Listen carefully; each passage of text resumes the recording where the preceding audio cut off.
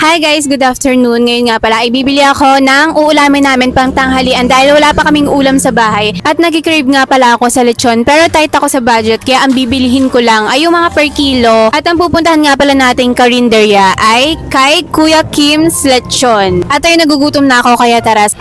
Sana makaabot pa tayo sa lechon guys kasi balita ko, umaga pa lang ang dami nang nakapila doon.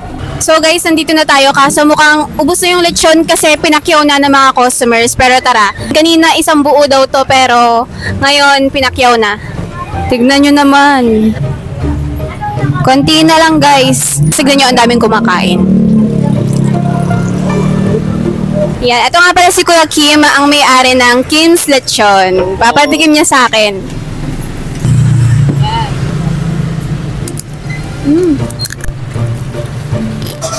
Sarap. Nino Kuya Kim, malaki yan, isang buo. Oo, ano yan, 40 kilos siya sa live weight. Tignan nyo naman, lapit ka.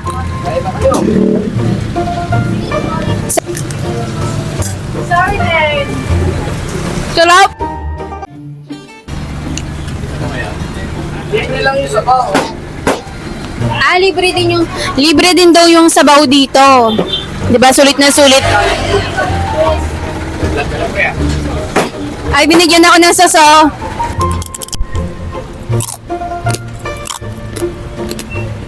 Pero hindi pala siya tinda dito na fresh calamansi juice.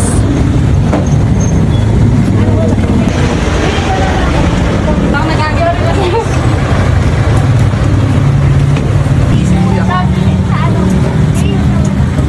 Gawin dyan, kuya.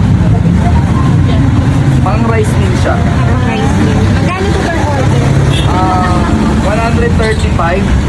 Marami na yun, good for 2 persons na yun. Tapos, 70 pesos pwede rin siya pang isang tao lang. May libre na rin siyang sabaw.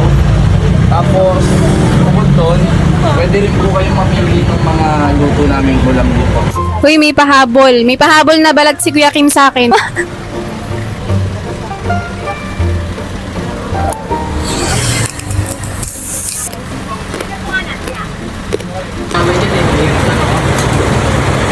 Ubus na yung lechon. Kanina di ba ang dami nito, ngayon pakunti ng pakunti. So meron sila ditong ampalaya, hindi mawawala ang gulay. Kailangan masustansya pa rin, di ba? Dinakdakan. Next, adobong pusit. Adobong manok. Meron naman silang ginataang langka. Adobong atay balunan. Bicol Express. Hamonado.